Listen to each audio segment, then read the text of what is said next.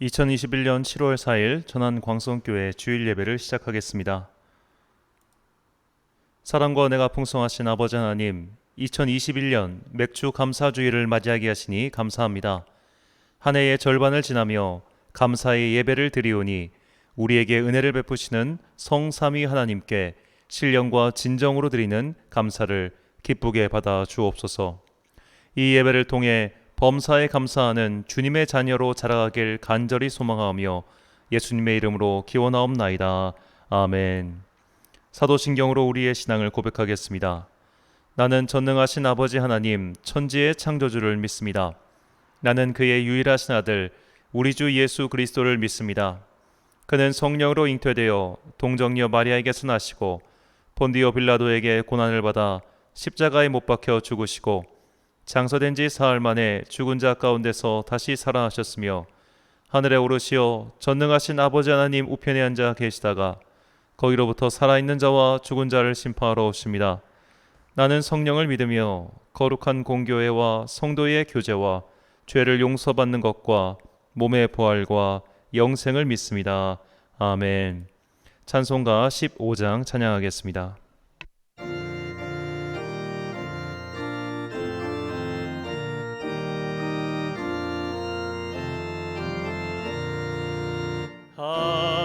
하나님의 크신 사랑 하늘에서 내리사 우리 맘에 항상 계셔 온전하게 하소서. 우리 주는 자비하사 사랑 무한하시니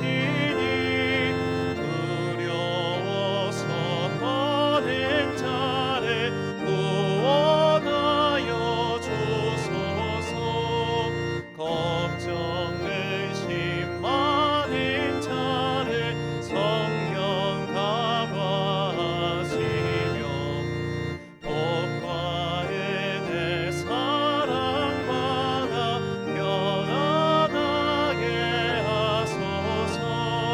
처음과 끝이 되신 주님 항상 인도하셔서 마귀 유혹 밟는 것을 속히 끊게 하소서. 하신 아버지여 주의 능력 주시고 우리 맘에 임하셔서 떠나가지 마소서. 주께 영광 항상 돌려 천사처럼 섬기며 주의 사랑 영영토록 찬송하게 하소서. 우리들이 거듭나서 의미 없게 하시고 구원받아 온전하게 하소서.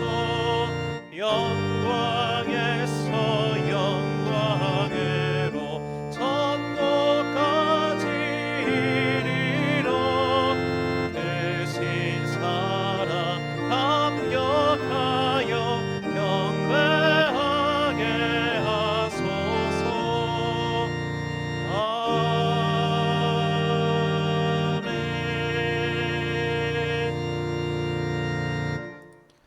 한 주간 동안 하나님과 나만 아는 죄를 고백하며 침묵으로 참회의 기도를 드리겠습니다.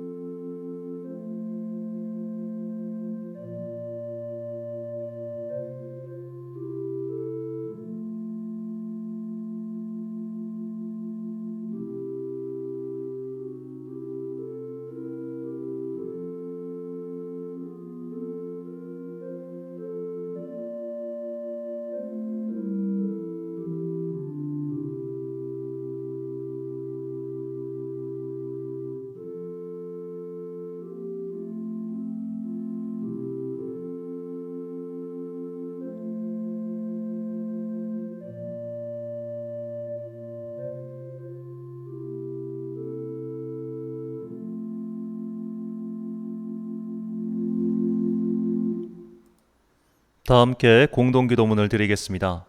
사랑과 은혜가 풍성하신 아버지 하나님, 어둠의 긴 터널과 같은 한 해도 벌써 절반이 지났습니다. 이제 한 해의 절반을 지나 남은 시간을 바라보며 이 자리에 나왔습니다.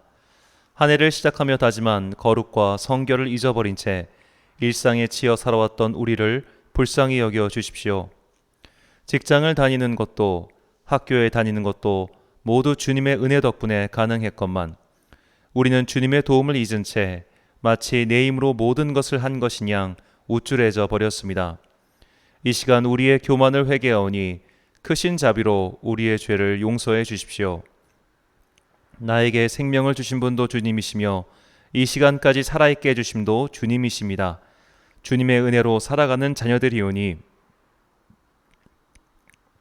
주님께서 주시는 소망을 품고 새로운 앞날을 개척해 나가길 소망합니다. 지난한 장마가 시작되었습니다. 이 장마 또한 주님께서 만드신 섭리 가운데 있음을 믿습니다. 짜증과 불만을 접어두고 오늘도 자연을 운행하시는 주님을 찬양하는 성도가 되길 원합니다. 혹여나 이 장마로 인해 피해를 입는 형제가 없도록 주님께서 각별한 은총을 내려 주옵소서. 이웃나라 일본을 위해 기도합니다. 기록적인 폭우로 20명이 실종되고 2명이 사망했습니다. 그 나라에서 땀을 흘리며 살아가는 한 명 한 명을 불쌍히 여기시고 특별히 수백 년 동안 마을 공동체에서 차별을 받고 있는 그리스도의 형제 자매들을 기억하사 그들에게 하늘나라의 소망을 더욱 크게 품게 하옵소서. 한 해의 후반기를 감사로 시작합니다. 2021년의 마지막 예배를 드릴 때 우리 안에 이 감사의 마음이 더욱 풍성해지길 간절히 소망합니다. 주님의 은총과 자비를 구하며 주님께서 가르쳐 주신 기도를 드리오니 하늘에 계신 우리 아버지, 아버지의 이름을 거룩하게 하시며 아버지의 나라가 오게 하시며 아버지의 뜻이 하늘에서와 같이 땅에서도 이루어지게 하소서. 오늘 우리에게 일용할 양식을 주시고 우리가 우리에게 잘못한 사람을 용서하여 준 것 같이 우리 죄를 용서하여 주시고 우리를 시험에 빠지지 않게 하시고 악에서 구하소서. 나라와 권능과 영광이 영원히 아버지의 것입니다. 아멘. 사죄의 선포입니다. 사람이 무엇이간데 주께서 저를 생각하시며 인자가 무엇이간데 주께서 저를 권고하시나이까. 저를 천사보다 조금 못하게 하시고 영화와 존귀로 관을 씌우셨나이다. 아멘. 주님께서 죄인들의 예배를 받아주십니다. 주님께서 죄인들의 공동체인 교회를 주님의 몸으로 삼으시고 존귀와 영화의 관을 씌워주셨습니다. 우리의 모든 예배와 모든 생활은 이 구속의 은혜에 대한 응답입니다. 지난 세월 베풀어 주신 주님께 감사드리십시오. 그리고 앞으로도 변함없이 은혜를 베풀어 주실 에베네셀 하나님께 경배와 찬양을 드리십시오. 진정한 감사는 구속함을 입은 자녀들만이 드릴 수 있는 특권입니다. 이 진리를 깨닫고 감사의 예배, 감사의 삶으로 주님께 영광 돌리는 성도들이 되시길 간절히 기원합니다. 교독문 3번 시편 4편을 함께 교독하시겠습니다. 내 의의 하나님이여, 내가 부를 때에 응답하소서. 곤란 중에 나를 너그럽게 하셨사오니 내게 은혜를 베푸사 나의 기도를 들으소서. 인생들아, 어느 때까지 나의 영광을 바꾸어 욕되게 하며 헛된 일을 좋아하고 거짓을 구하려는가. 여호와께서 자기를 위하여 경건한 자를 택하신 줄 너희가 알지어다. 내가 그를 부를 때에 여호와께서 들으시리로다. 너희는 떨며 범죄하지 말지어다. 자리에 누워 심중에 말하고 잠잠할지어다. 의의 제사를 드리고 여호와를 의지할지어다. 여러 사람의 말이 우리에게 선을 보일 자 누구뇨 하오니 여호와여, 주의 얼굴을 들어 우리에게 비추소서. 주께서 내 마음에 두신 기쁨은 그들의 곡식과 새 포도주가 풍성할 때보다 더하나이다. 내가 평안히 눕고 자기도 하리니 나를 안전히 살게 하시는 이는 오직 여호와이시니이다. 아멘. 찬송가 301장 찬양하겠습니다.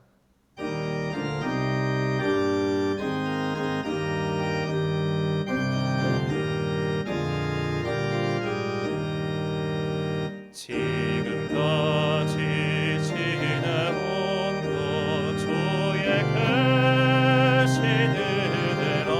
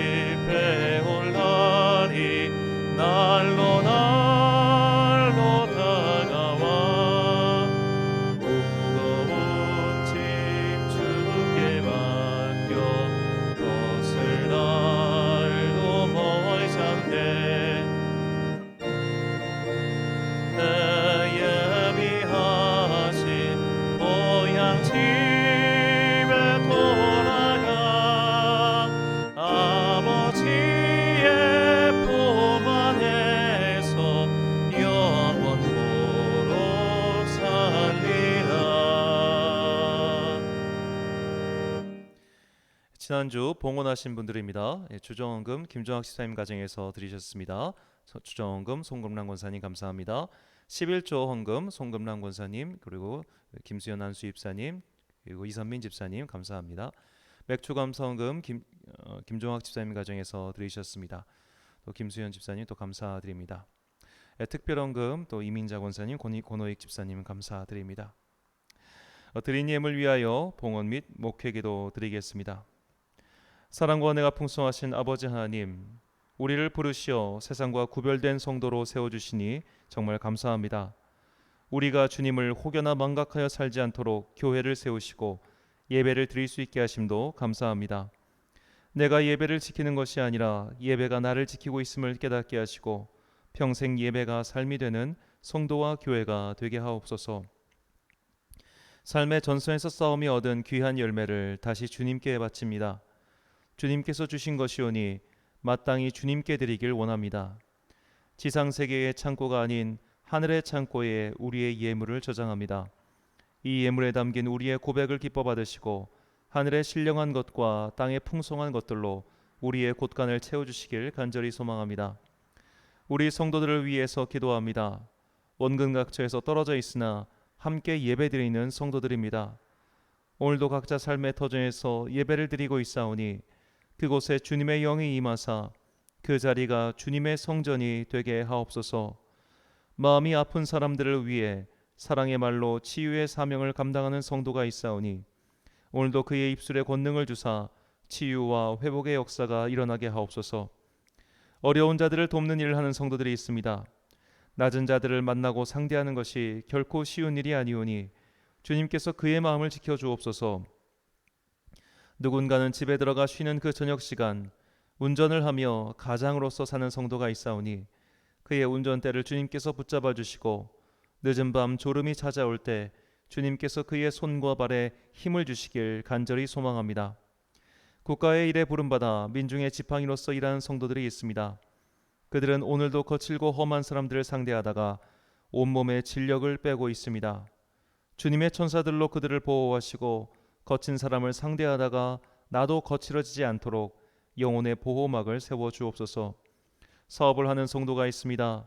인스트림 뮤직을 축복하시고 지금까지 복을 내려주신 것처럼 앞으로 번성하는 은혜를 내려주사 그 사업을 통해 하나님께 영광을 돌리게 하옵소서. 열심히 학업 중인 청년이 있습니다. 모든 학사의 과정을 주님께서 도와주셔서 목적한 바를 성취하고 돌아오게 하옵소서. 가게를 오픈하고 일을 하는 청년을 기억하시고 오늘도 그 가게에 들어오는 사람이 복을 받고 나가는 사람도 복을 받게 하옵소서. 마음과 몸이 지친 청년이 있습니다.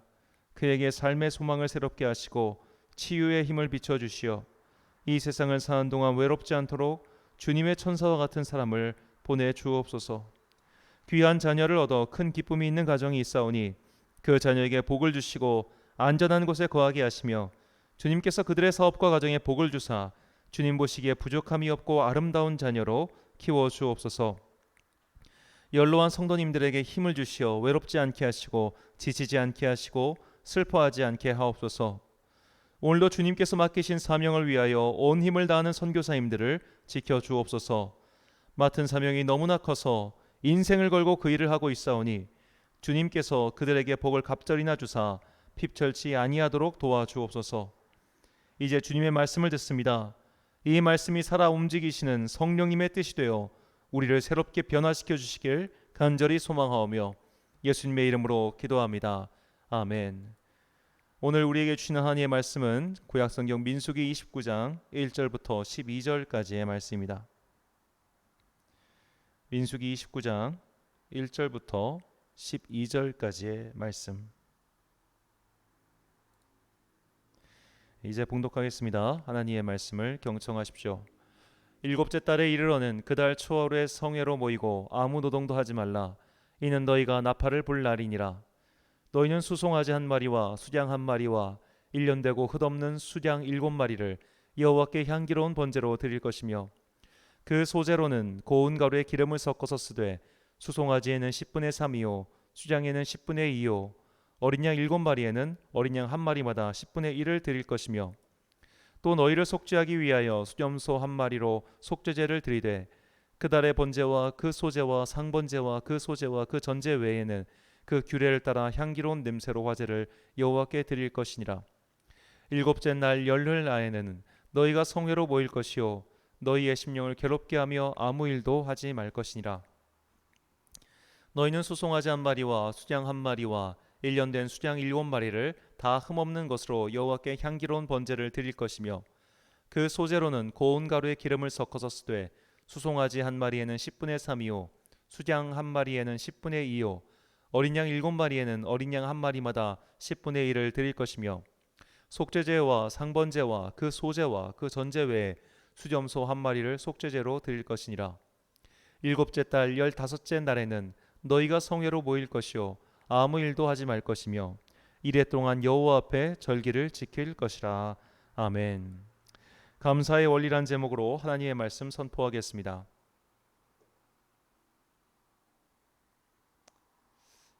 잠시만 화면 조정을 하겠습니다.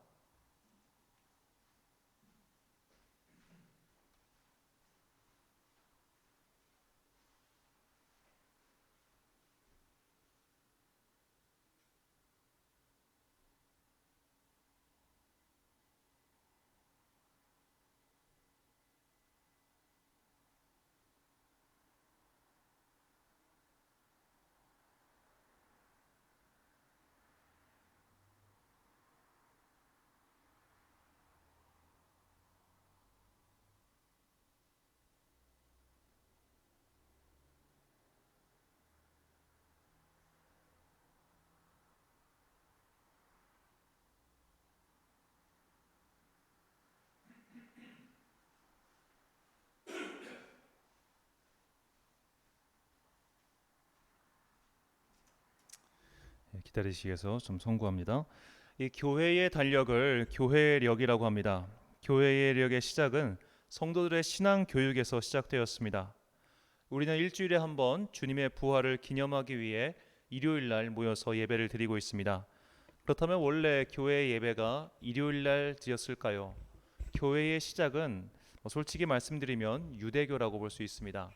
유대교의 안식일은 바로 토요일이죠. 하나님께서 6일 동안 천지를 창조하시고 7번째 날에 안식을 취하셨습니다. 그분께서 안식을 취하신 이유는 천지를 창조하시고 힘이 다 빠지셔서 쉬셔야 됐기 때문이 아닙니다. 마치 직장 상사가 먼저 쉬지 않으면 아랫사람이 쉴 수 없는 것처럼 하나님께서 그날도 쉬지 않고 일하시면 만물들이 다 쉼없이 살아야 되기 때문에 하나님께서는 이 모든 창조물, 모든 피조물들을 위하여 먼저 안식의 모범을 보이신 것입니다. 그렇게 주님께서 안식하신 날이 토요일이고 유대인들은 이 토요일 날 지금도 모여서 회당에서 예배를 드리고 가정의 모임을 갖고 있습니다. 기독교회는 이렇게 유대교회로부터 출발했기 때문에 처음에는 이렇게 우리도 토요일 날 모여야 되나 그런 갈등이 있었다고 합니다. 하지만 그들은 주님의 부활을 기념하기 위해 안식일 다음 날인 즉 일요일에 모여서 예배를 드리기 시작했습니다.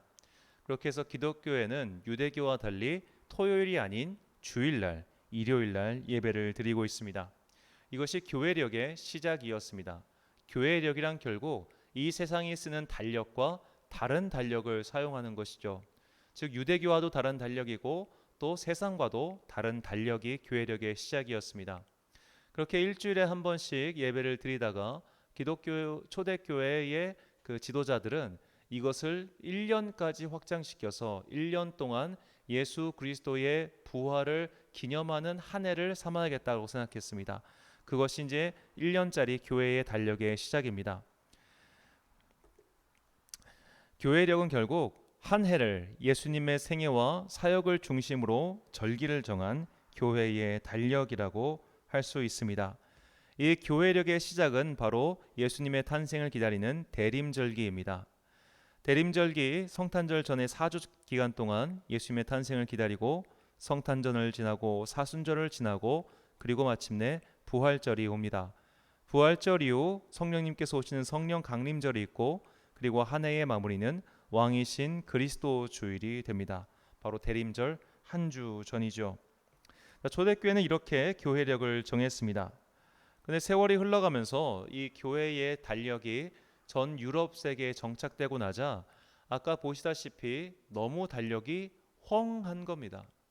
자, 우리나라 법정 공휴일만 해도 1년에 15번이나 있습니다.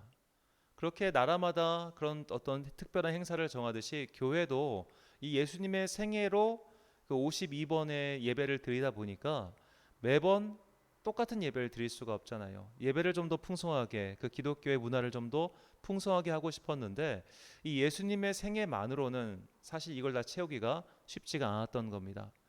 우리가 복음서에서 보고 있는 예수님의 생애는 사실 그분의 생애의 매우 일부분만 담고 있죠. 예를 들어 예수님의 어린 시절에 대해서는 성경이 거의 언급하고 있지 않지 않습니까? 그런 식으로 그 예수님의 생애만으로 교회의 달력을 풍성하게 채우기가 좀 어려워지자, 정확히는 좀 난감해지자 사람들은 이제 유대교의 전통에, 유대교의 달력에 주목하기 시작합니다. 유대교의 달력은 또한 우리가 쓰고 있는 태양력과 완전히 다른 달력입니다. 유대교 달력의 시작은 바로 유월절입니다. 출애굽기 12장 1절과 2절 말씀입니다. 여호와께서 애굽 땅에서 모세와 아론에게 일러 말씀하시되 이 달을 너희에게 달의 시작 곧 해의 첫 달이 되게 하고. 아멘. 출애굽기 12장은 유월절의 기원에 대한 말씀입니다. 유월은 경계를 넘어가다란 뜻이죠. 이스라엘 백성이 이집트를 넘어서 약속의 땅으로 가는 것을 기념하는 절기가 유월절입니다. 이 유월절부터 새해가 시작되니 우리식으로 치면 이 유월절이 바로 설날이라고 할 수 있습니다. 자, 지금 우리가 사용하고 있는 달력, 현행 달력은 태양의 움직임을 그러니까 지구가 태양을 도는 것을 중심으로 한 태양력이죠.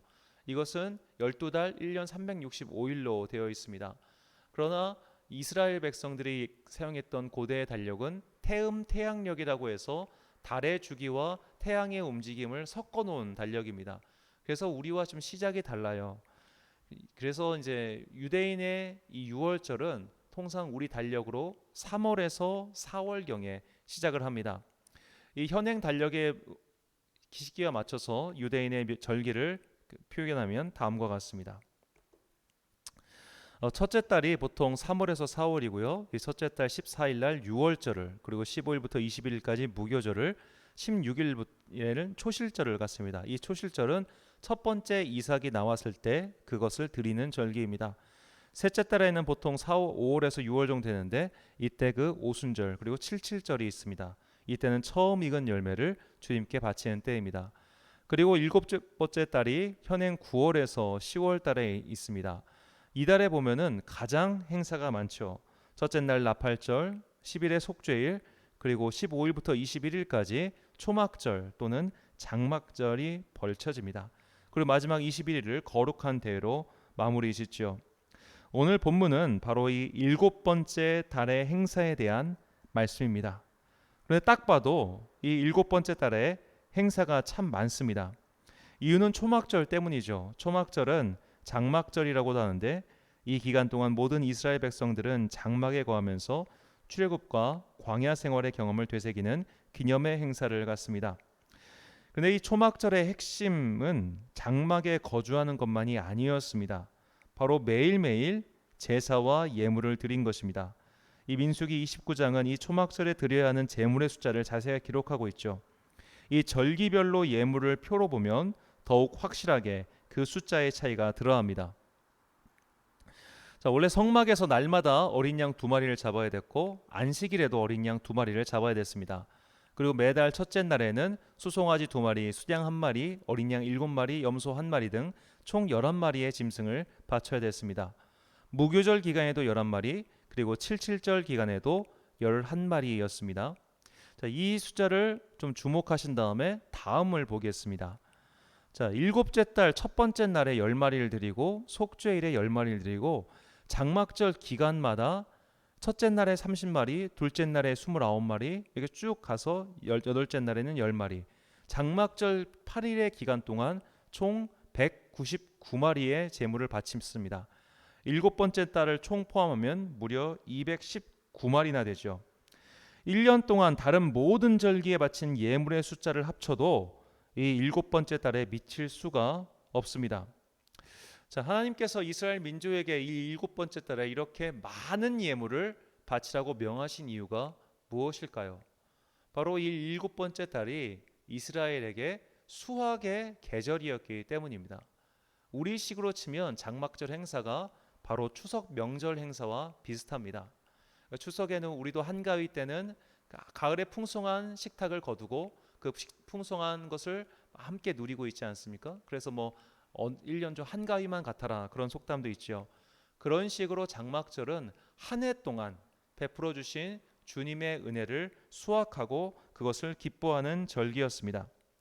이 초막절 절기를 우리가 명확하게 이제 이 의미를 기억한 이후에 이 다음에 이 교회력과 이것을 서로 결합하는 과정이 필요합니다.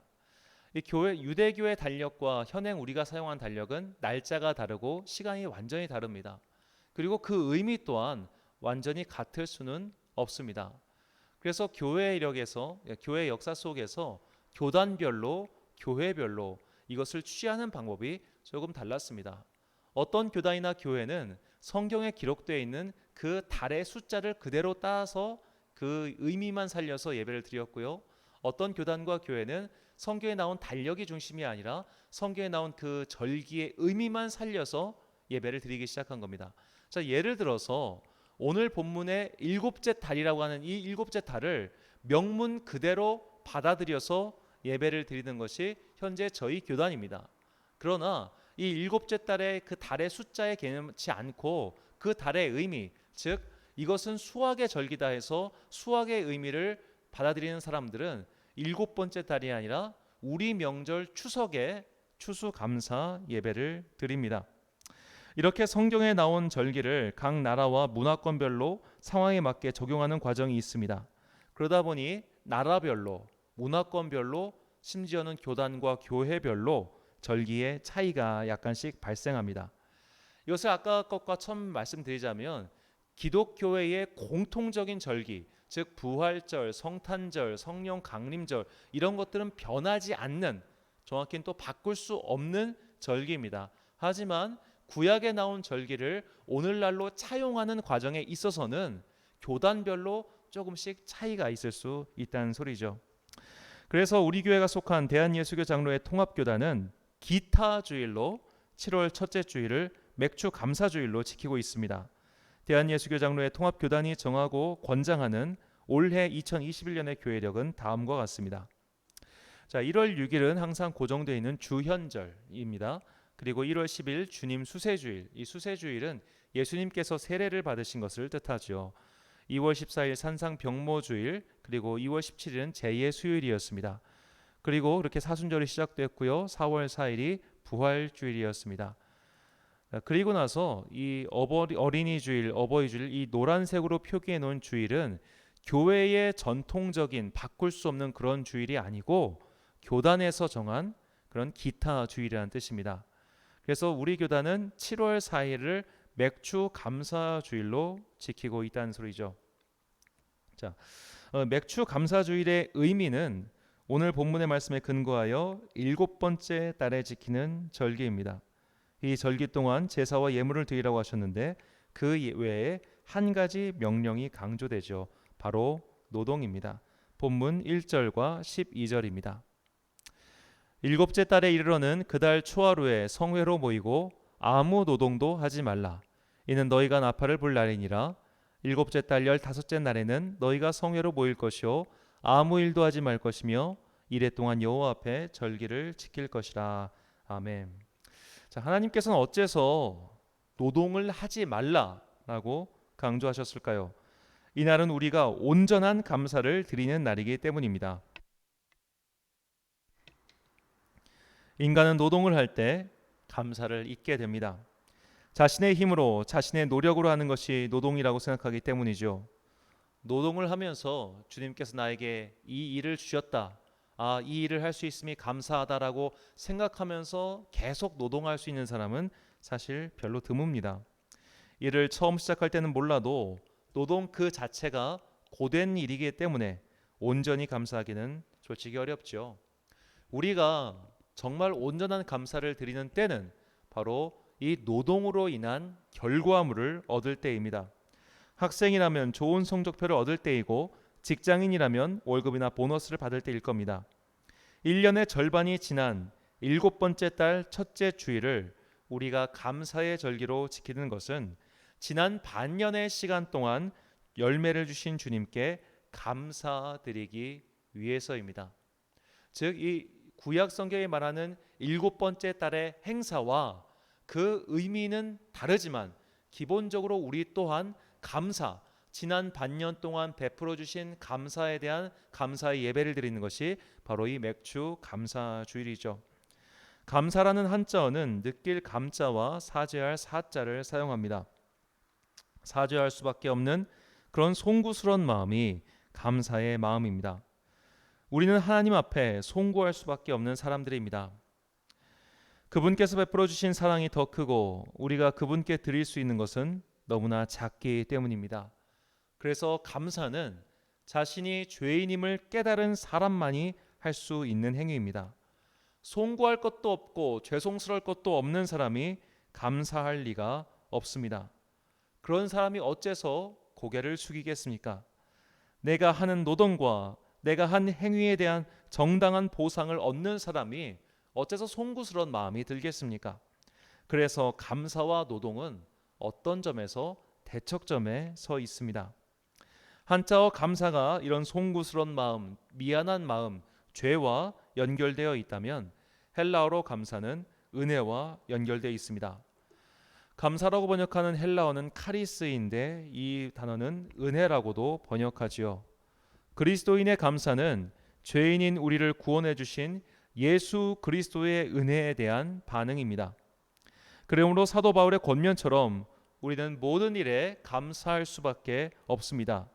죄인인 우리를 구원하셔서 하늘의 자녀로 삼아 주셨고, 죄인인 우리를 구원하셔서 하나님과 끊어진 대화를 회복시켜 주셨고, 죄인인 우리를 구원하셔서 오늘도 주님의 은총을 얻을 수 있게 해 주셨습니다.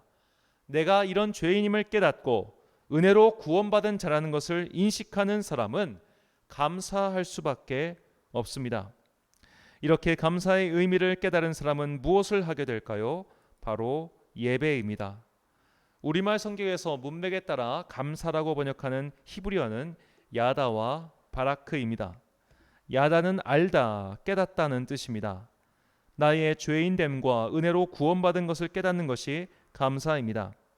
그렇게 감사를 깨달은 사람은 바라크하게 됩니다. 바라크는 무릎을 꿇다, 예배하다, 그리고 축복하다는 뜻입니다. 감사를 깨닫고 그 감사의 마음을 가지고 무릎 꿇고 예배드리는 사람, 그 사람은 이미 복을 받은 사람이며 하나님의 축복을 더욱 받게 될 것입니다. 이제 2021년 전반기를 돌아봅시다. 작년부터 시작된 코로나 바이러스의 광풍이 전 세계를 휩쓸었습니다. 우리는 아직도 그 영향을 벗어나지 못한 채 새해를 맞이하였습니다. 교회는 침체되었고 학교는 문을 열지 못했습니다.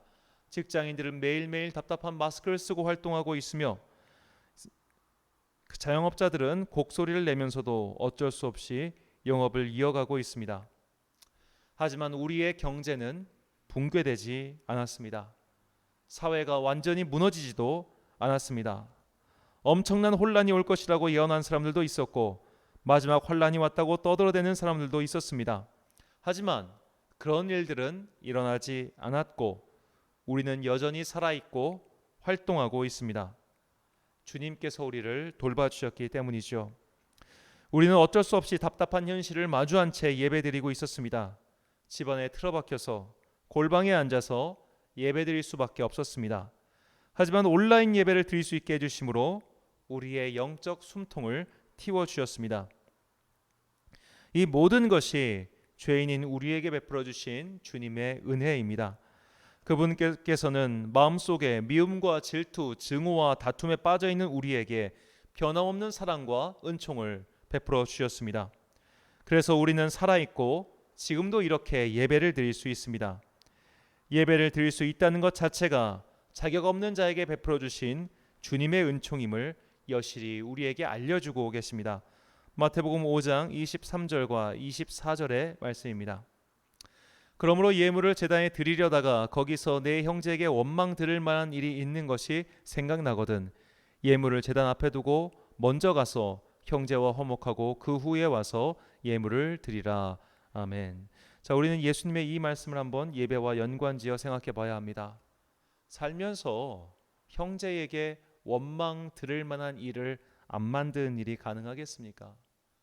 정말로 지금까지 내가 살아오는 동안 나와 아무도 척을 지지 않고 아무도 원수를 맺지 않았다고 자신 있게 말할 수 있는 사람은 아마 없을 겁니다.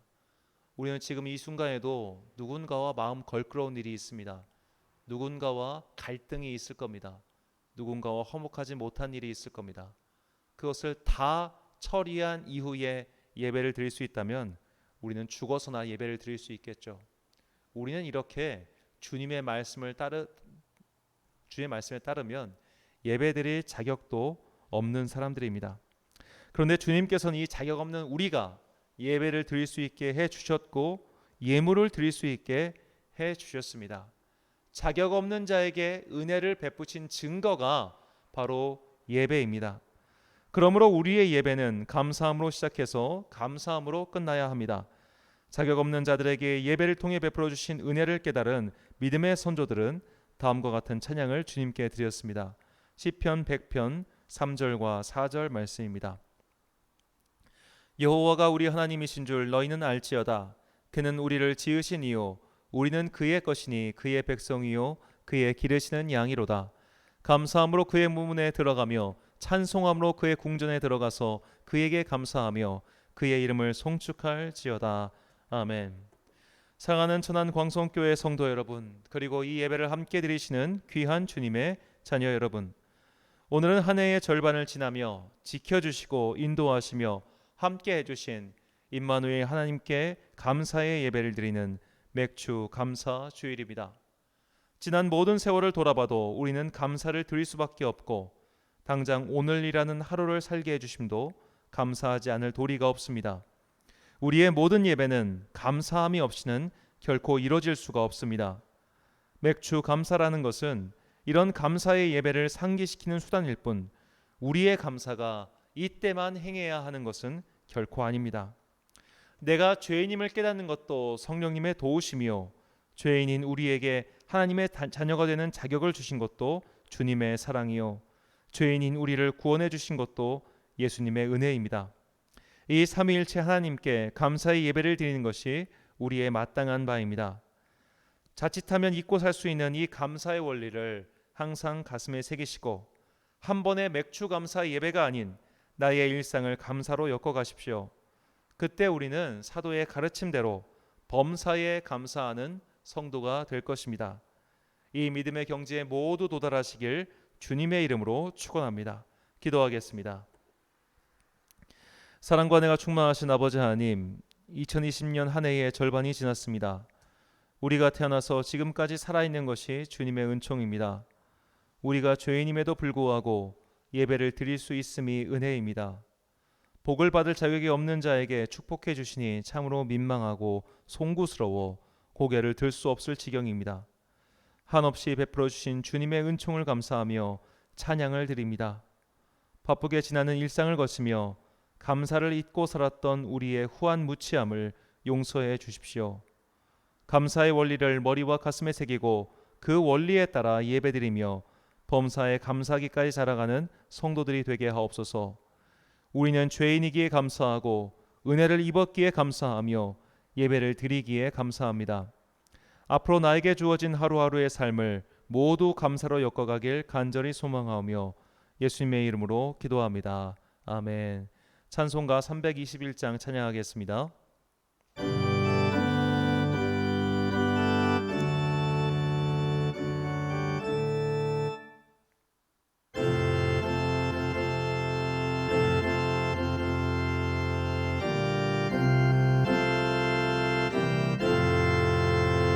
날 대속하신 예수께 내 생명 모두 드리니 늘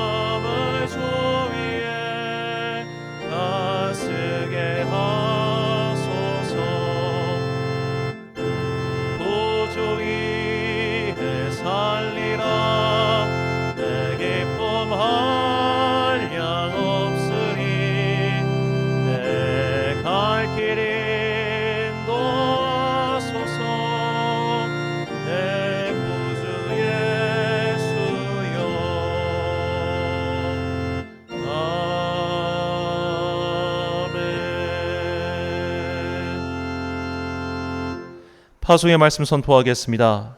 주님께서 죄인들의 예배를 받아주셨습니다. 죄인들의 삶을 돌봐주고 계십니다. 우리가 의롭게 살아서 은총을 베푸시는 것이 아니라 죄인임에도 불구하고 여전히 은혜를 내려주시는 겁니다. 그 은혜를 기억하며 하루하루 최선을 다하여 은혜에 보답하며 살아갑시다. 오늘 나에게 원하시는 주님의 뜻을 기억하고 그 말씀을 실행하며 살아갑시다. 나에게 일어나는 모든 일에 감사하며 그리스도의 장성한 분량까지 살아가는 주님의 자녀들이 되시길 축원합니다. 축도로 예배를 마치겠습니다. 지금은 우리 주 예수 그리스도의 은혜와 하나님 아버지의 크신 사랑과 성령님의 교통하심이 2021년 한 해의 절반을 지나며 그 절반을 감사함으로 묻고 다시 시작될 후반부를 감사함으로 엮어가이라다지만은 귀한 주님의 자녀들 머리 위에 지금부터 영원까지 함께 하시기를 간절히 축원하옵나이다. 아멘.